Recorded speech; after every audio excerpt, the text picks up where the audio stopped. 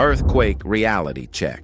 The streets of Bangkok are as silent as a ghost town. Days have now gone by since the 7.7 magnitude earthquake hit Myanmar and Thailand, jolting the ground with such power that it reduced more than just buildings to rubble.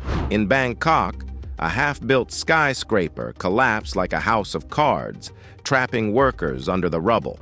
Rescue teams, in a desperate race against time, continue to dig, continue to hope. But the harsh reality is setting in. Hope does have an expiration date.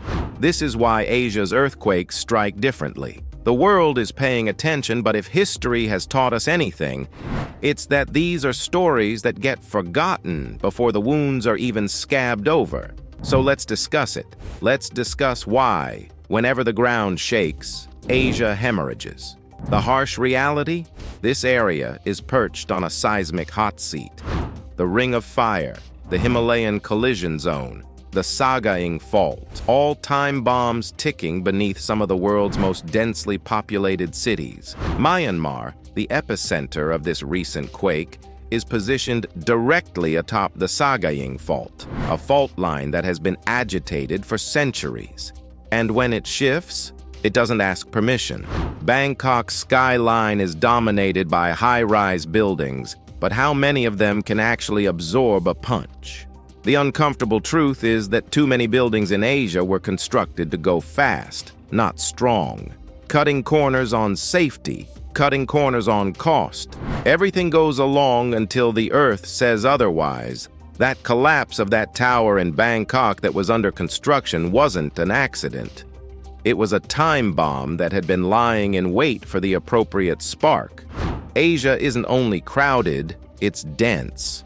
Yangon, Bangkok, and Kathmandu are filled with people, houses, shops, layered on top of one another with no place to flee when the ground begins to shake. When Tokyo experiences an earthquake, buildings rock but don't collapse. In Southeast Asia, they do. That's the difference. And then the coup de grace, disaster relief. In countries such as Myanmar, already beset by political unrest, assistance is slow, resources are limited, and coordination is in disarray. The first 72 hours following an earthquake are crucial to survival, but what if those hours are wasted?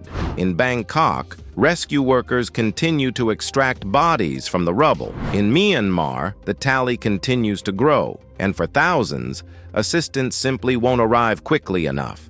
So here's the actual question. When are we going to stop playing dumb? Until we begin to deal with earthquakes as the unavoidable catastrophes that they are, not some random tragedy, but a constant hanging sword of Damocles, we're just waiting for the next one to hit.